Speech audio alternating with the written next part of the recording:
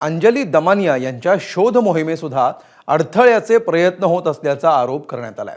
त्यावरून आता आरोप प्रत्यारोपांचं सत्र सुरू झालंय।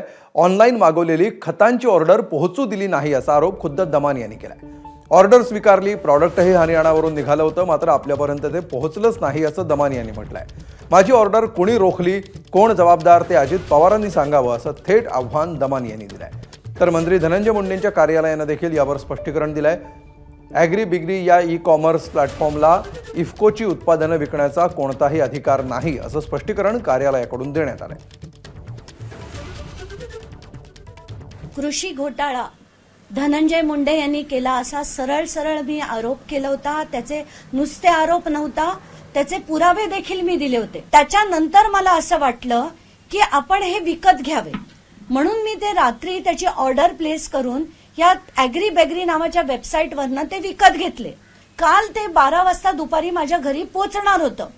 अचानकपणे ते रिटर्न गेलं आणि कॉलवर धडधडीतपणे मला सांगण्यात आलं की इफ्को कंपनीने हे थांबवलंय। म्हणजे आता हे खात्रीने मी सांगू शकते की हा धनंजय मुंडे यांचा स्कॅम आहे आणि मोठा स्कॅम आहे। तर धनंजय मुंडेंचं स्पष्टीकरण पहा। अंजलीताई दमानिया यांनी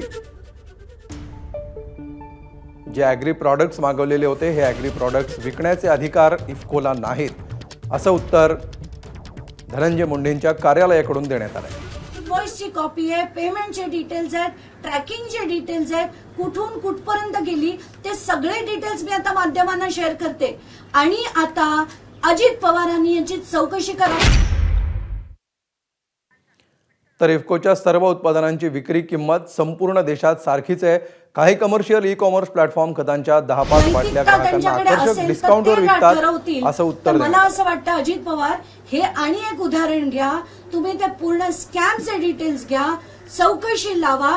2 दिवसात चौकशी पूर्ण होईल याची मी तुम्हाला खात्री देते आणि यांचा राजीनामा तुम्ही कुठच्याही परिस्थितीत घ्या। एबीपी माझा, उघडा डोळे बघा नीट।